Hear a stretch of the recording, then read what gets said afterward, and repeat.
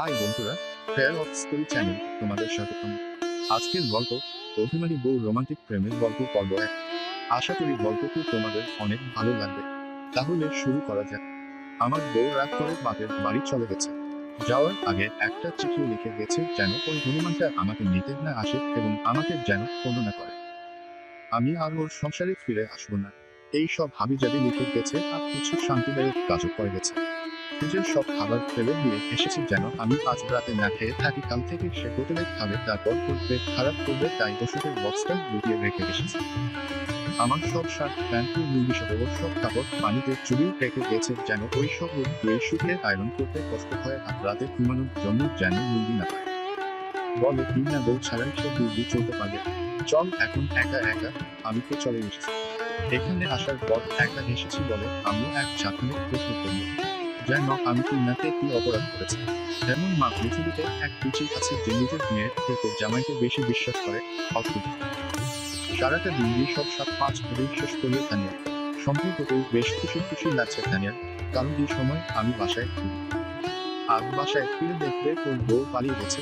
কি মজা! ওর পালানো শব্দটা খুব একটা ভালো শব্দ নয় মনে হয়, তাই পালানোটা বাদ। আসলে তো আমি রাগ করে এসেছি, এটাকে কি পালানো বলা যাবে? বাসায় ফিরে হতভাগাটা নীলিটাও পারে না, নীলি পানিতে চুইয়ে এসেছে। অফিসে যে প্যান্ট পরে গেছে সারা রাত হয় সেই প্যান্ট পরে থাকতে হবে নয় দোস্ত। কি মজা! এইসব ভেবে বেশ শান্তি লাগছে।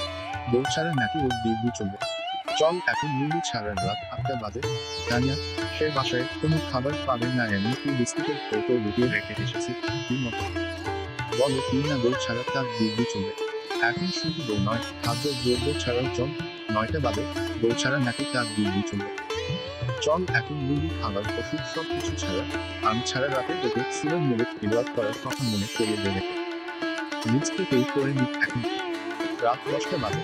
এতক্ষণে খালি পেটে ওর পেটে অ্যাসিডিটি শুরু হয়ে গেছে, কিন্তু ওষুধ খুঁজে পাবে না। সারা রাত পেটে অ্যাসিডিটি নিয়ে সে নিশ্চয়ই ঘুমাতে পারবে না। কি মজা! বলে কি না বউ ছাড়া রোগ দিব্যি চলবে। এখন পেটে অ্যাসিডিটি নিয়ে দারুণ করে চল হতভাগা। ফজরের নামাজ বাসায় পড়ার জন্য ওকে আর কেউ বোকা দেবে না। আমি ছাড়াও আরামেই থাকবে। রাত 11টা বাজে তখন। আজকের পর্ব এখানেই শেষ করছি।